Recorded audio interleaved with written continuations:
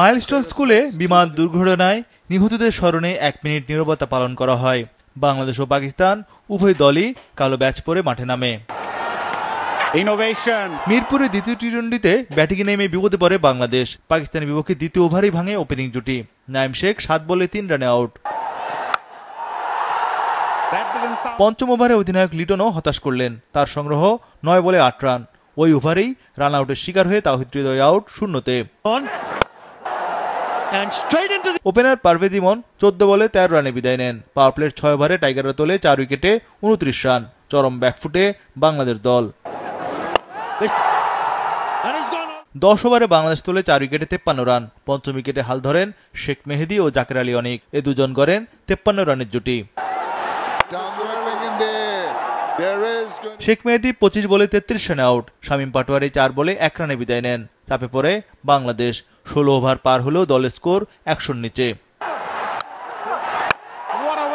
তবে একাই লড়াই করেন জাকের আলী। 46 বলে 50 তোলেন এই ডানহাতি। এতে রানের চাকা সচল হয় টাইগারদের।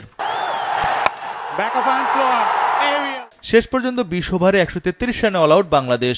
জাকের আলী 48 বলে 55 রানে আউট। বাংলাদেশের ব্যাটিংয়ে 120 বলের মধ্যে 61টি ডট বল ছিল।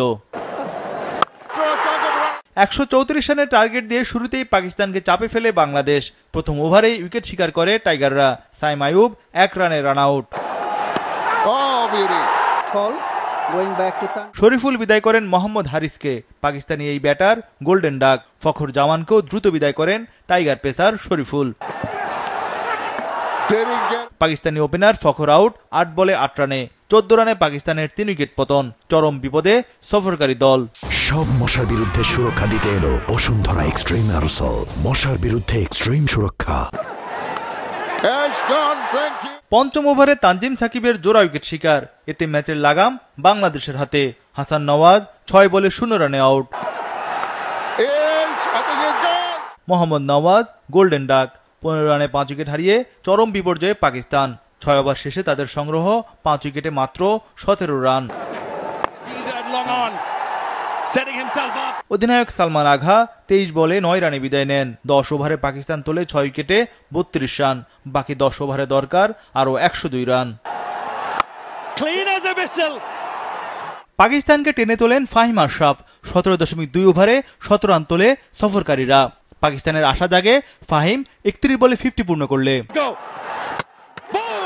রিশাদ বিদায় করেন ফাহিম আশরাফকে। 32 বলে 51 রানে থামেন ফাহিম।